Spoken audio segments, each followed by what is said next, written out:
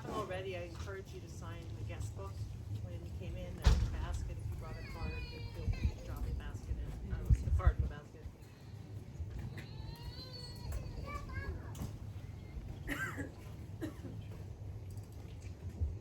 Is that better? I can't. Hello. There we go. All right. Welcome to the celebration of the adventurous life of Mark Ward Saltis Tordine.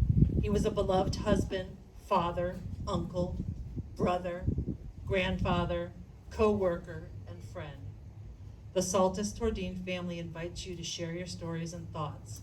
I have no doubt that Mark will be smiling and laughing right now, right along with us in the spirit, and particularly enjoying the camouflage pants. First, I'd like to invite Britt to come up and say something.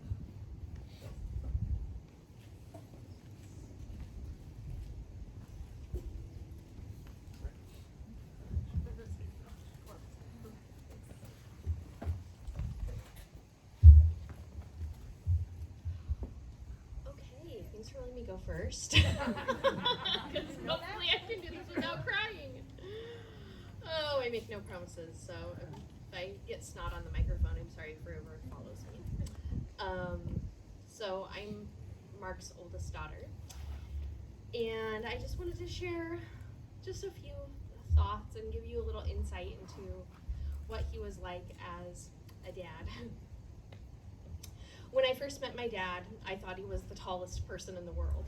And chances are, if you knew him for any length of time, you had your own superlative to describe him because he was not an ordinary guy. Over the course of the last couple of weeks, as people have sent cards of remembrance to our home or have spoken about him, they have described him as the smartest, the most humble, the most adventurous, unique, outstanding. The list goes on. He was not your average run-of-the-mill guy. I remember meeting my dad because he came into my life when I was a young child, maybe about 5 or 6 years old. When he met my mom, she was a single parent raising me on her own. We clicked immediately, and I remember calling him Dad long before he married my mom. I won't go into all the details of my early childhood, but suffice it to say that in my life, I never felt sad about how things worked out with my birth father, as I felt that God had brought me the dad I needed in Mark Saltis. I felt like I had won the lottery, and I was very happy to have his last name when he adopted me. My dad had a gift of infusing fun and adventure into everyday life. On my first trip to Elitch Gardens, an amusement park in Denver, he was determined that I would get to ride my first roller coaster that day. Unfortunately, I was too short for the ride, but would you believe that I grew enough while we were there to ride Mr. Twister, an old wooden roller coaster that was one of the most famous rides in the park. After several visits to one of the concession stands, we had finally acquired enough napkins to put in the inside of my shoes to make me tall enough for the ride. This was just another problem my dad could solve for me.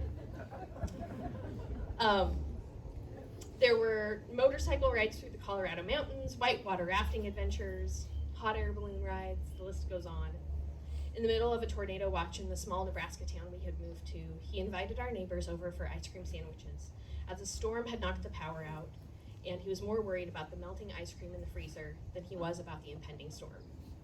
He was always having fun and laughing in the face of danger. Some of you know him from work, where he was a constant source of ideas, like an inventor. He was like this at home too, and wherever we lived, he would build zip lines, monkey bars, or swings in the yard. One of my favorite inventions was the cart bike, which was an old Hiawatha bike with a side cart welded on, so my best friend and I could cart each other back to school every day, home and back every day. And he was a helpful person. I remember several times having surprise guests in our home for the evening, or maybe even for dinner, as they were broken down on the side of the road, and he'd offered his assistance in getting their vehicle up and running again. He had a knack for knowing where all of the fruit-producing trees were in any neighborhood he lived in. And he taught us that you didn't have to scoop ice cream into a bowl. It is perfectly fine to eat it straight out of the carton. I'm sure you know this. I kid you not, in my Amazon like wish list or my cart, I had found these. Oh, hi, honey. You want to come up here? I found they make koozies for a pint, you guys. So like, for a pint of ice cream. Most of all, I know my dad was endlessly proud of his girls, and we didn't have to do anything to earn this. He believed that we could do anything, and he was proud of us just because we were his. I learned so many things from my dad. In the face of hard things in life, he always had a good attitude. And he showed us that while we couldn't always choose our circumstances, we could choose how to react. He showed loving kindness and always tried to be a problem solver in the lives of others. And as a parent, I often reflect on what my son will pick up from me. And I remember that the type of person I want him to be, he needs to see in me first, so he can learn. And I'm so thankful that I had my dad to learn from.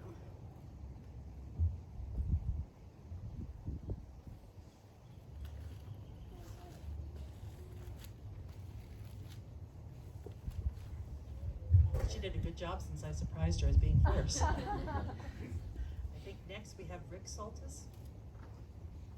Surprise.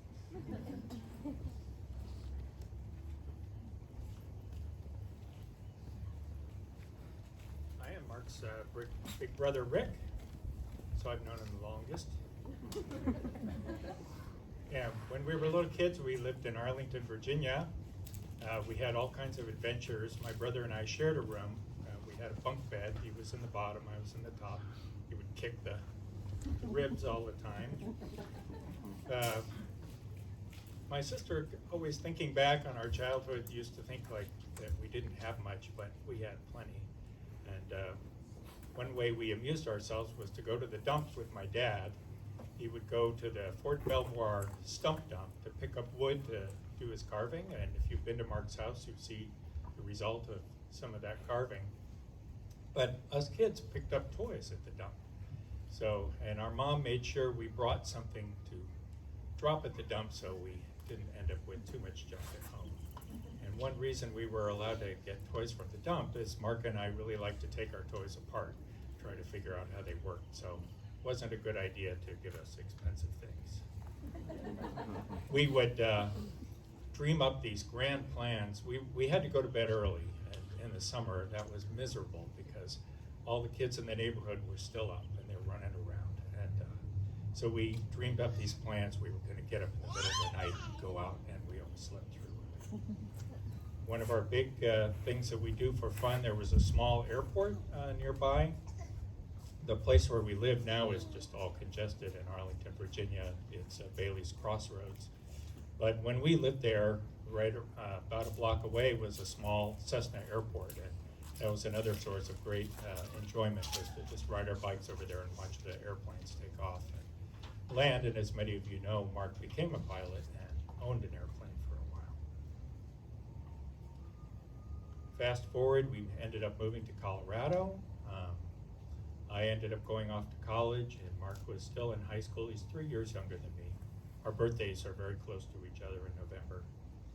So I needed a summer job coming back from school, and Mark was working at a restaurant in the Denver area called Soda Straw, which was an ice cream place where they also made burgers, and Mark was cooking. So I needed a summer job. He said, "I'll get you on." I said, "I don't see any job advertised." He says, "Don't worry, you know." So he got me on as a busboy initially, and then he made life so miserable for the other cook that he ended up quitting, and sure enough, I was right there. So we cooked together, and that was really fun. The morning was the busy time, and nighttime it was pretty quiet. So he cooked in the morning, but we cooked together at lunchtime when the big rush came in, and then I would spend the evening cleaning up all the mess that he had made all day. Mark had a VW at that time, and behind the back part of the Soda Straw building, sort of angled against the building behind it, there was a tight space there, and he figured out his car would just fit through there. So he would get people chasing him, and then he'd escape through there. Mark was kind of scrawny as a kid, but in high school he decided to bulk up, and he joined the gymnastics team. And Michael was recalling picking him up after he injured himself didn't quite have the build really for gymnastics, but he got strong enough to be able to do an iron cross and do some of the gymnastics moves.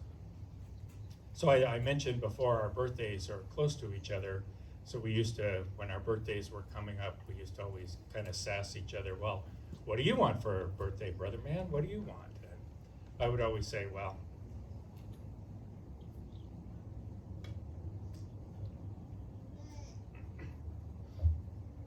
I could really use a Rolex watch. So he got me one. Thanks.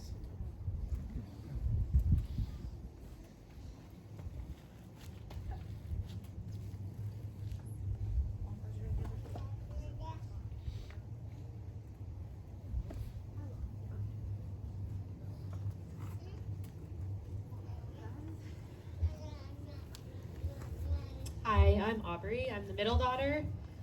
I'm the boy he never had. I think that's how he described me. So I have something written down here, so I kind of won't lose it. But around the time I was 13, my dad came home one day and asked if I wanted to jump in the truck and drive to Billings, Montana. And at the time, we lived in Nebraska. And so this was every bit of a 12-hour drive that we'd do in one shot, but I knew what it meant for me. It meant that we got to have Marie Callender's pies for breakfast, we got to have Cheetos for lunch, and we got to have ice cream sandwiches for dinner. It was really important to my dad that we had room for dessert, so on trips with my dad, he let us order dessert first while we waited for our meal. So I grabbed a few pairs of underwear and hopped in the truck with him. He always described me to others as his wash and go kid and assured me that someone would love that about me someday. So I jumped into the panel truck, and a couple hours outside of Billings, he got really tired, and he asked if I could take over driving. Mind you, I'm 13. It's mountainy, it's hilly, and I said, sure. You know, he said, you can drive, right? Yeah. I had practice doing donuts in the front of his office. He had this office, and I had like a little 1960s Datsun pickup, and I would just drive it around. So he's like, you can drive. So I switched seats with him, and he handed me a ball cap and a pair of safety glasses, always in his truck, just to disguise me. And away we went. And so with the seat all the way forward, I was feeling pretty good about my driving, and just waving to all the cars going by. And I panicked because I saw a police car ahead. And so I waked him up, and I was like, Dad, there's a police car. And he was like, just give him a wave. And so I did. And so I just waved at him. And I was very calmed by his assurance about the situation. So yeah, I waved, and on we went. And so we would reminisce about that story for a long time. Like, always just wave and keep going. So there are not many things I'd say my dad looked better than me in, but the purple camo pants were one of those things. The camo pants didn't show up until the early 2000s, but the philosophy of the purple camo pants was his way of life before the pants showed up. When I talked to my dad on July 16, he told me about his diagnosis, but he also told me about why he wore purple camo pants. And he was working on a letter to go out with the pants that he had just sent us in the mail. That's why we're all outfitted with camo pants. Unfortunately, that letter was never finished, but on that day, on the phone, he gave me the gist of what it was going to say. It's not every day that you see a grown man wearing purple camo pants, and he liked that. He believed that life was not about fitting in, but to enjoy. The purple camo was a conversation starter with strangers, and it made people look twice. A sign of someone being comfortable with themselves and doing it simply because they wanted to. My dad believed in me, and he showed me how to work hard and live with confidence. Above all, I know he loved me just as I was, and that's all we have, and that we all have something that's our own purple camo. Love you, Dad.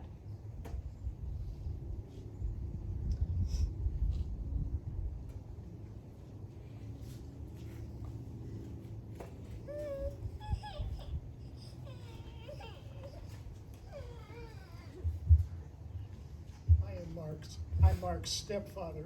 My name is Michael. I married his mother Kay in 1993. And Mike, get closer to the mic. oh, okay, is this better? Yeah. Okay. Well, I married. I married his mother Kay in 1993. 1993. And anyone who knew him, I didn't prepare these remarks, so I'll just wing it, but anyone who knew him would marvel at his intelligence and creativity. And this was evident even when he was a very young boy, although perhaps not quite so well directed and focused as later in life.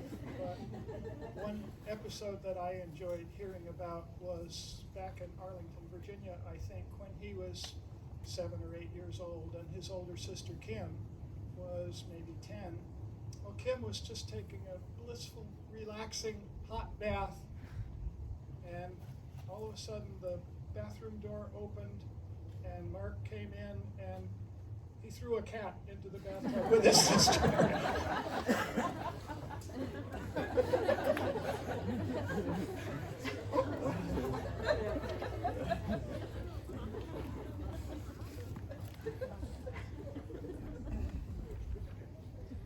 Next, I think we have Rob Penny.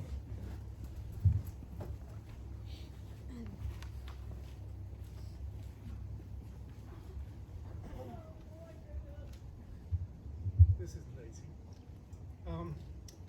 Mark was exceptional. I was lucky to know him, lucky to have him as a friend. He was a musician, artist, Laurie Anderson. She said when her father died, it was like a library had moved out. And that's one way I feel about Mark's passing. He had so much knowledge of so many things, so many skills, so many great stories to tell. I hope to spend many more years hearing stories and learning from him. I first met Mark when I started working in decision sciences in 2015. I do have a habit of making friends with both the IT people and the radiation safety officer jobs. Mark was the RSO at Decision Sciences. Cynically, you might think that I do that to get away with stuff, but I think I'm also just interested in their jobs as well. I'm just trying to remember how I got to know Mark. It happened slowly. I do remember there's a water tower behind our work. He joined me for a hike up the water tower. That was before his hip replacement, so he was going a little slow, but he was going. Mark loved to talk to scientists. He loved to share ideas. He was passionate about the work we do at Decision Sciences. He was passionate about his new job and developing methods for better recycling of materials from circuit boards. We both enjoyed talking about challenges and various technologies of both companies. We'd enjoy it even more over a beer and margarita. Mark was a super social guy. I count myself as a shy extrovert. Mark seemed completely the unshy extrovert. Mark would hold beer brewing and bottling events in his garage. The back of a garage would be open and random people would be walking by on the adjacent street. Mark would regularly invite these strangers in for a drink. Sometimes they'd accept to join us. Those were good times. I thought it was several years ago that Mark invited me to join him and his wife Elizabeth on a hike. Looking through the photos, it was only November 21.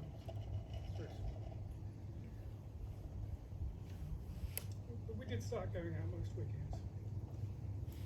First hike was on the Pacific Crest Trail, Snow Creek Trailhead, about 11 miles. Next one we did was Campo, 17 miles. That was a bit more commitment than we expected, but that was good. This time well spent. It's great to get out to nature, great to get to know Mark and Elizabeth better. Often it would be an hour we would drive each way, plenty of time to drink. When we wanted to hike, there was a bit less commitment. We'd often hike Mission Trails, which is a perfect place for marksmen and warrior. Mission Trails being a lot busier, we'd often meet other groups of people hiking. One time we were hiking, we caught up with another group, and knew the trail was splitting and going to merge. Mark joined the other party and headed off. Elizabeth looked at me and said, "That's Mark making new friends." Mark recently told me that when people say to him, "We should get together and do X," his immediate response would be, "Great, when?" Do it now. My wife Valerie and I were going back to Australia early last year. On a whim, I asked Mark if he wanted, if he and ET wanted to join us. He immediately responded, "Yes." This was followed by, "I have to check with Elizabeth." In the end, Mark and ET did join us in Adelaide. I have a house in Western Australia. I inherited from Mum. It's in need of a moderate amount of repair. When we got there, Mark was all gung-ho to start doing house renovations. Well, we'd flown halfway around the world and he was on vacation. I said, no way, not while you're on vacation with us. But Mark was then eager to come back and do a visit dedicated to house renovation. Mark was so generous with his time. My wife was putting in some raised garden beds. We were having drinks and take up Mexican in our backyard one evening. And Mark said, what time do you want Elizabeth and me to come over and start moving wheelbarrows of dirt? 7:30, 8? They were good to their word, came over and worked hard for half of the day. Good. The same with putting up our pergola. Mark and I worked well together. He was a pleasure to work with.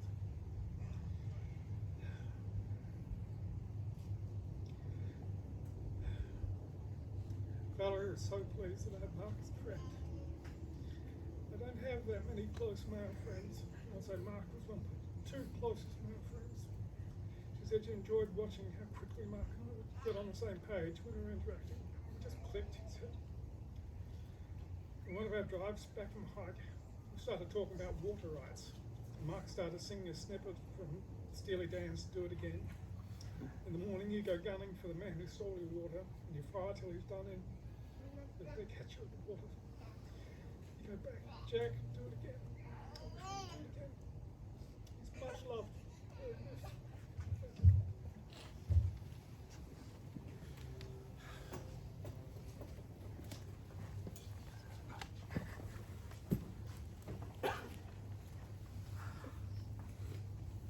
Eric?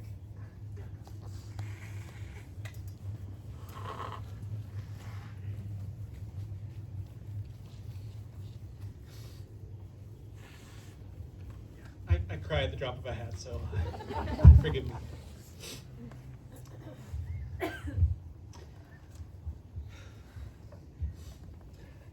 My name's Eric. And my wife Melissa and I.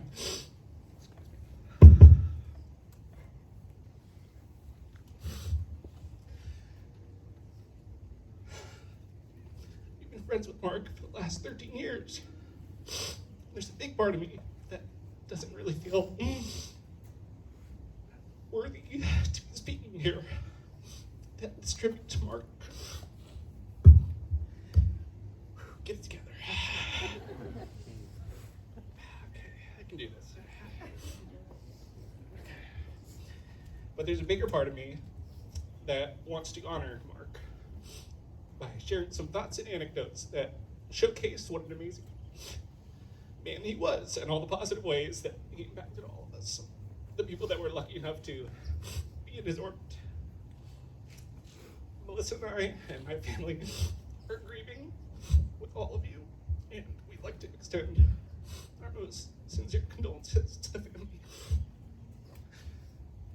Okay, I can do it. I started to draft up these words last weekend, and I wanted to capture all of my memories of Mark and put them into this cohesive narrative, but quickly realized that I was writing a small novel and that I wanted to get out of here before midnight.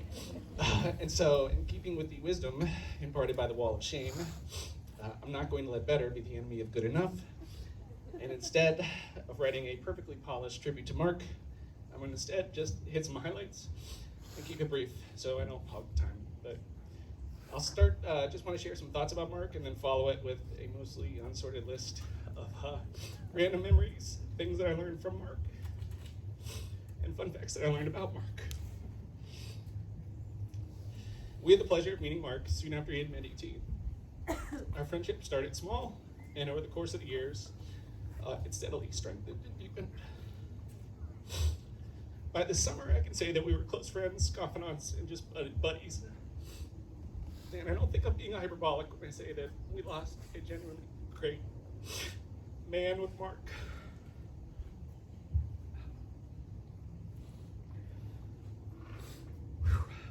He was a real life, shining example of the person that I think all of us aspire to be.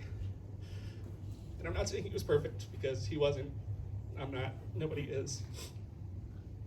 But listen to these adjectives that I wrote down and that I would use to describe Mark, and tell me if you would agree or not. Kind, duh. Generous, loyal, humble, strong, brave, deeply curious, a hands-on hard worker, knowledgeable about an endless array of subjects, reliable, social, gentlemanly, intensely inclusive, a glasses half full kind of guy, got it. Tenacious and just genuinely fun to hang out with. Mark was driven to help others. You could tell that he genuinely craved that feeling of doing a favor for someone, especially whether they were a close friend or a complete stranger, and I mean literally complete strangers oftentimes. How many times have you guys seen Mark just stop the world, pause everything, to help somebody that was within eyesight that had a slight problem with anything? Or how many times have you been out with him somewhere and he interrupts people that are minding their own business because he has to tell them this hilarious joke that he just thought of? But it was always great. It always worked. People always smiled and laughed. I don't know how he did it. But I think it gave Mark a sense of excitement, a taste of life when he sparked up conversations with strangers. Like every new person he met was the start of a brand new adventure and a lifelong friendship. But he took care of his friends and family above all else. Mark was very proud of his family, especially his pride and joy, which is, of course, his 3 girls. Most of the time when we hung out, he would talk about his children at least once. Stories from their childhood, stories from their adult lives, including some really hilarious stories that I won't share here. Their careers, their husbands, kids, everything. He loved to talk about them. He offered me advice on their fatherhood, and I drank it up. My favorite piece of wisdom that he imparted was, be consistent by always doing what you say you'll do with your kids. And we tried to do that at our house. He revered his father and mother, and I think deeply more into their passing. He talked about them regularly, and he loved to tell stories and show us the memorabilia that he had preserved.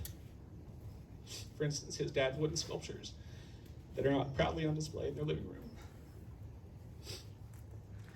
He also loved to play remote, physical, kind of carrier pigeon style Scrabble with his mother. And I think he really loved sort of doting on her and taking care of her.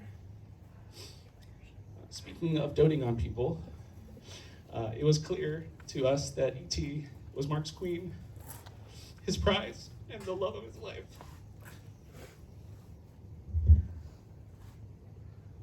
He was smitten with her, and as she was with him. He showered her with affection, and seeing her happy, making sure she was taken care of, I think was always his ultimate goal. They balance each other in very healthy ways, and sometimes unusual ways. Mark turned E.T. into a lover of old, sometimes really awful movies.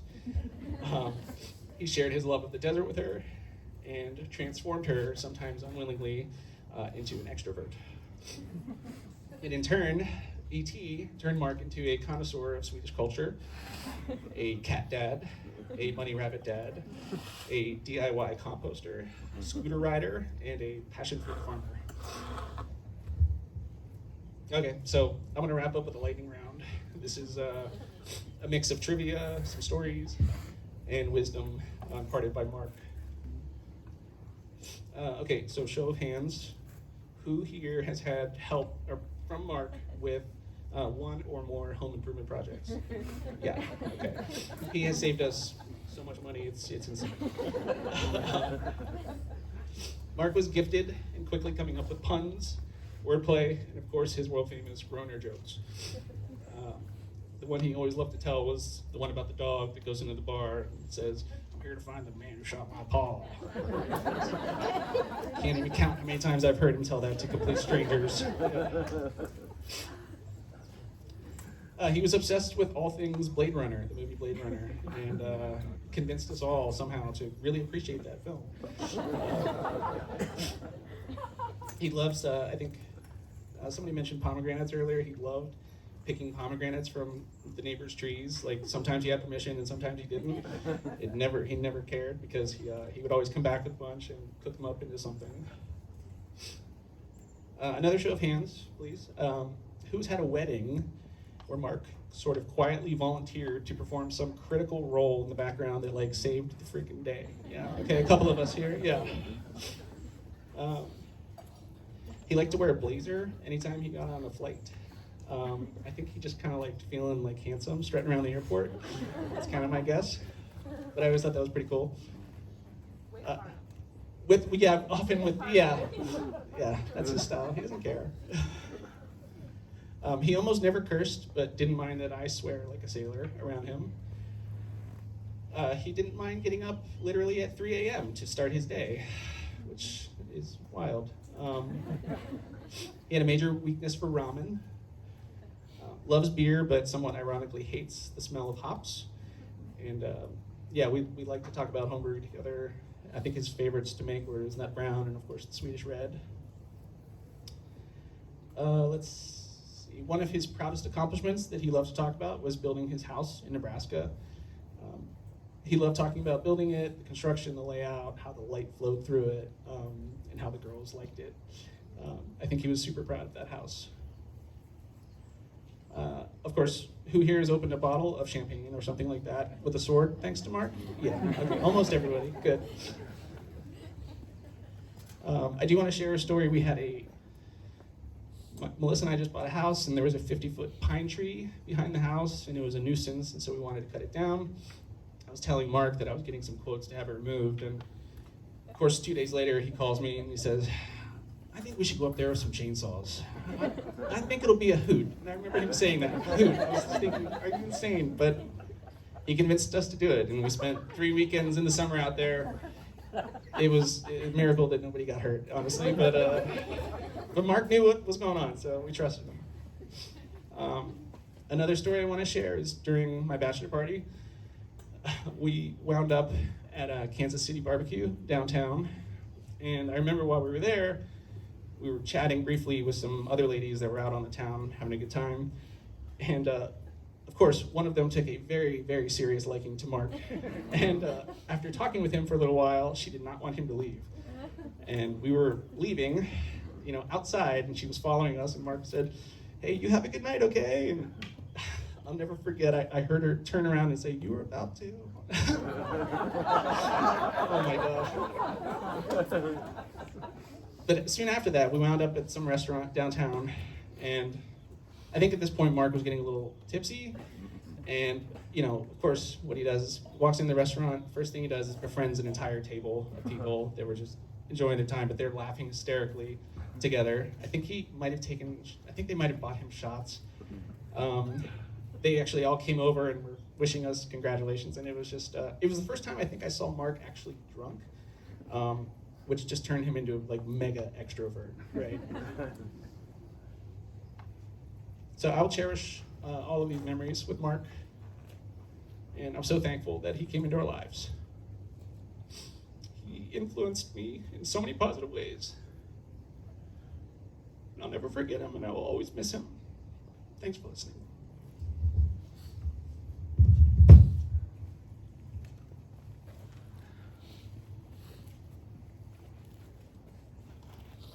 know of a couple more speakers, but if there's anybody else who wanted to speak, and I don't know, you're going to have to put your hands up.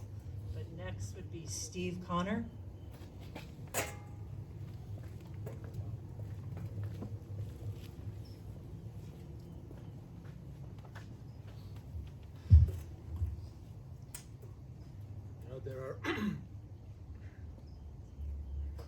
I worked with Mark almost 5 years.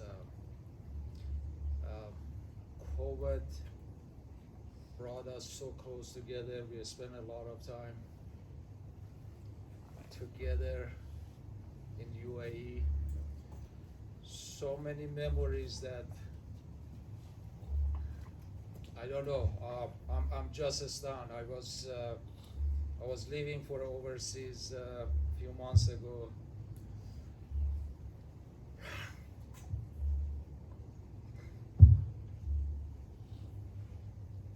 I called him. I said, Mark, let's get together. When I come back, there are things, I want to talk to you. And he said, no problem. Just go, come back safe, and we're gonna have a dinner. So I came back and I had to go to another trip. You know, me and Mark, you know, we were a trip warriors. We love to travel. I sent a message and I said, Mark, I'm back. I didn't hear anything. I sent another message. Nothing. I got worried because Mark was very responsible. One of the most reliable guy that I ever came across.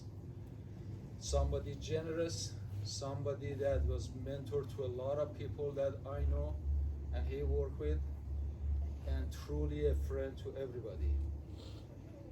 And I was talking to one of our colleagues, and he told me exactly what happened, and I couldn't believe it. And I said, you know what? I cannot believe this. This is not fair. There's a lot of people that I know wasting my time and you guys' time, but still here, and Mark, no, shouldn't be, should not be. And I think Mark would appreciate what I'm saying. He knows exactly what I'm talking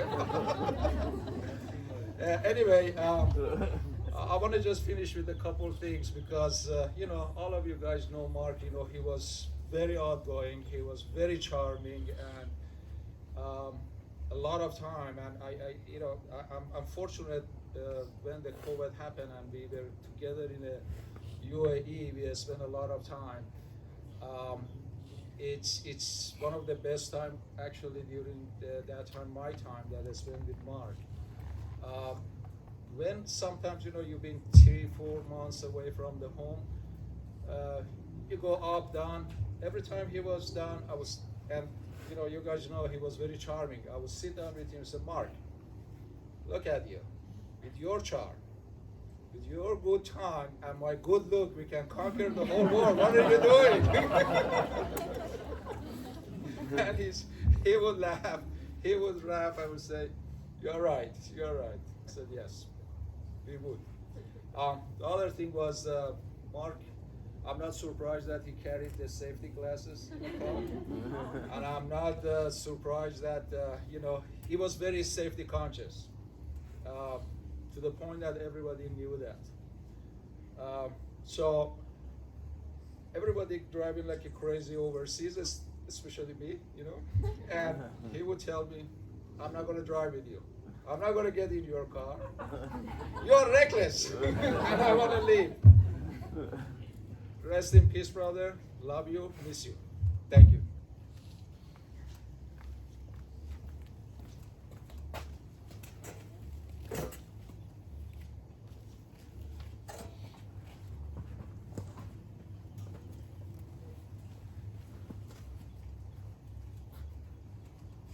Hi, so I'm Ben Migliori. We were neighbors with Mark and E.T. on 36th Street. Amy's over there in the purple shirt also.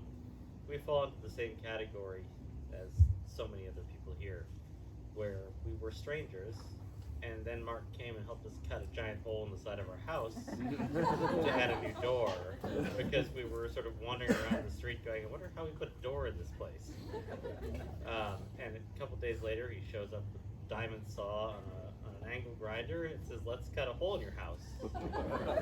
And as you guys know, he's the kind of person who, when Mark says, let's cut a hole in your house, you agree with him because he seems trustworthy. And it went great. I mean, the door was better than the front door. I mean, the main anecdote and the way that we really connected with him, I wanted to add a little bit about the purple pants story. Not everyone here knows why the purple pants. I grew up in New Mexico. Mark spent time there when he was doing the muon scanning work with Decision Sciences.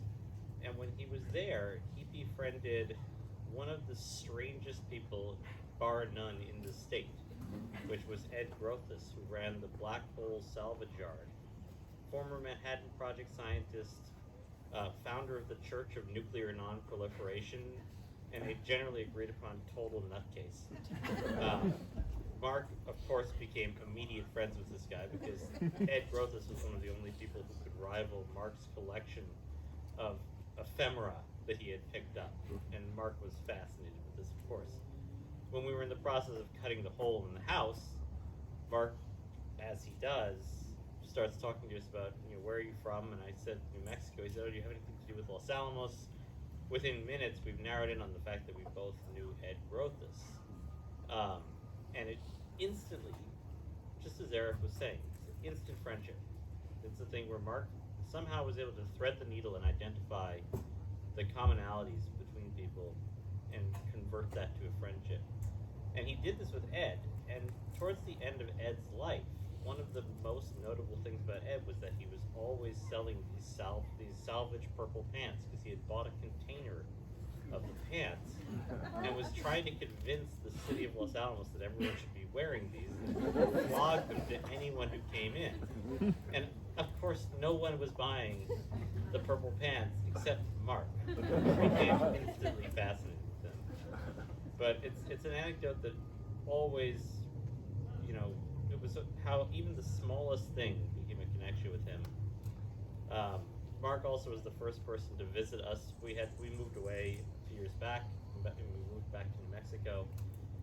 Mark and E.T. showed up at the house before we had arrived in the state, and when our furniture was still in transit. I think they pulled a mattress out of the truck and slept on it the night before we got there. But again, he's someone we'll never forget, and who has, as so many people here have had the experience of, he's just someone who forged an instant and strong friendship, and we're so thankful for having him in our lives.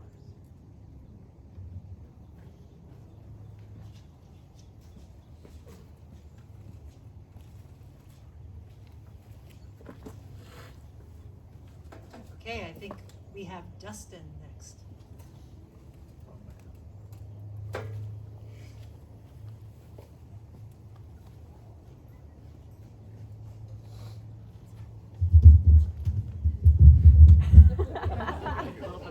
Pick that thing up, boy. Over that far. Good deal. I'll have to live at that height. So, my name is Dustin. For those of you who don't know me, I was fortunate enough to have worked closely with Mark for the past 12 years. Most of the time sharing the same office. I'm sure you all, just like myself, have enjoyed Mark's jovial, witty sense of humor. I remember many occasions over the years where he would break up the work week with some very Mark-themed event. Like when a coworker dressed in plain white t-shirt and blue jeans every day, so Mark organizes a dress like Oleg day and gets the entire company to show up to work in plain white t-shirts and blue jeans. Or on my birthday, after making a point not to tell anyone about it, Mark put balloons on my office chair and left a box of donuts on my desk. The box was empty, except for crumbs and a half a donut with a very obvious bite taken out of it. The best part was Mark sitting right next to all this at his desk, trying to play it cool, but couldn't contain his enthusiasm, so he's covering his mouth, looking the other way and laughing. Or just coming to work on a random Tuesday to find my chair completely consumed in stretch wrap.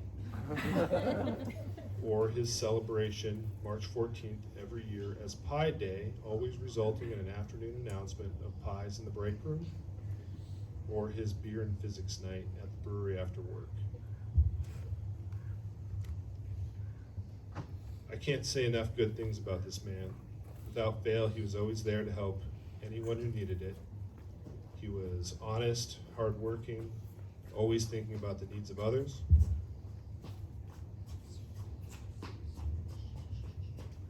I would get to work Monday morning and he would give me an update of what happened over the weekend, what adventure he and E.T. had been on over the weekend, or frequently they would be at their friends' houses helping out someone with a home improvement project. He would let me know if he had spoken to his daughters and what they were up to, frequently commenting about what great people they had grown up to be, or showing me pictures of his grandchildren and tell me how cute they were, saying something like, "It must be genetic."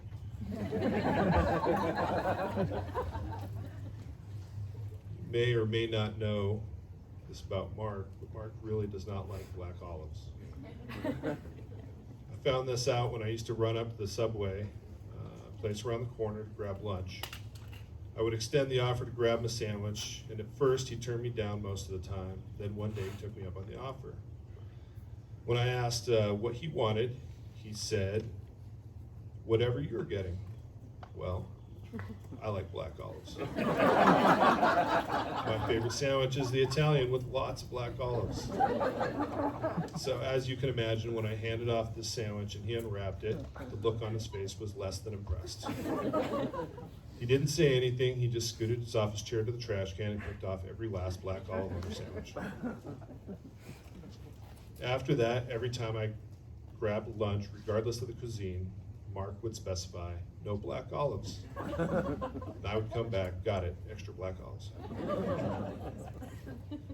The way it worked at Decision Sciences is I was responsible for producing the systems and putting them in shipping containers and sending them to Mark, and he would do all the installation on site and make it work. One day, Mark had shown up to work with a red can of black olives. I don't remember where he got it. Maybe he picked it up helping someone move or something like that. But he thought it was funny that he brought a can of black olives in and gifted it to me. I told him he was too kind, but he really should have it and left it in the middle of his desk after he went home. Next week, I found found it in the filing cabinet. Then he found it in his computer bag. Then I found it in the glove box of my truck. Then he found it in his work boots. You get the picture. Mark went to the Bahamas to install a system, but before he left, he put the olives in my lunch bag. He had bested me for at least the next 12 weeks while he was away. At least that's what he thought, until he was opening up boxes of test equipment, just arrived, and saw the red label of a can of olives. I received an email with a picture of the entire installation team smiling and Mark holding a can of black olives. He was not one to give up, though. I was in the office, and the receiving guy came to me to tell me that faulty equipment had come back from the Bahamas, and strangely, there was a can of black olives in the box. The olives are well traveled at this point. Multiple trips back and forth to Singapore, Army base in Aberdeen, Maryland, Afghanistan, Nogales, Arizona, Abu Dhabi. We even used others to do our dirty work. Steve Connor brought the can with him to Abu Dhabi and hid it in one of Mark's personal items. He didn't find it for a week after Steve left and couldn't figure out how it got there.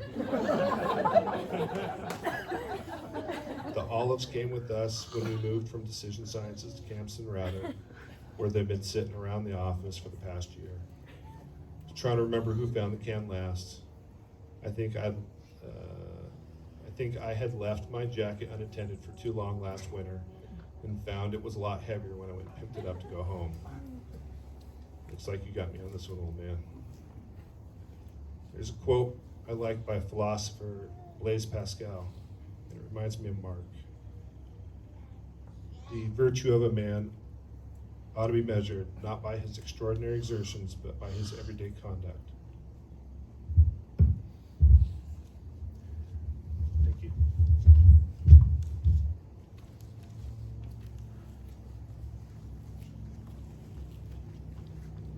Is there anybody else? All right. The entire Saltis and Tordine family thanks you all for sharing the laughter and the tears. Mark had a great life and will be truly missed by all. Please enjoy the pictures and sign in or leave a note in the guest book at the entrance. There are snacks and refreshments on the counters, and there is a looping slideshow in the auditorium. Please enjoy, and thank you for coming.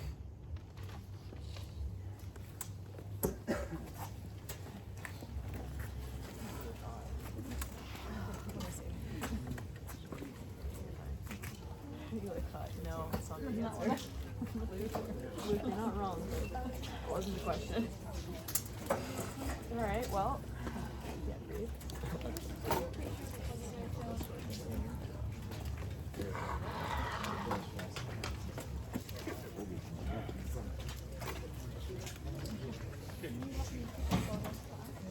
Yeah, I know, yeah, we.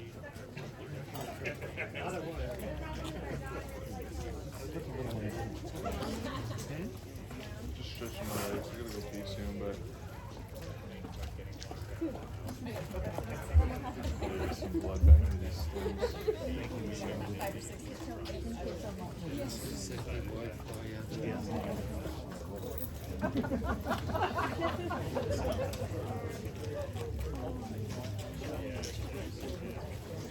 That's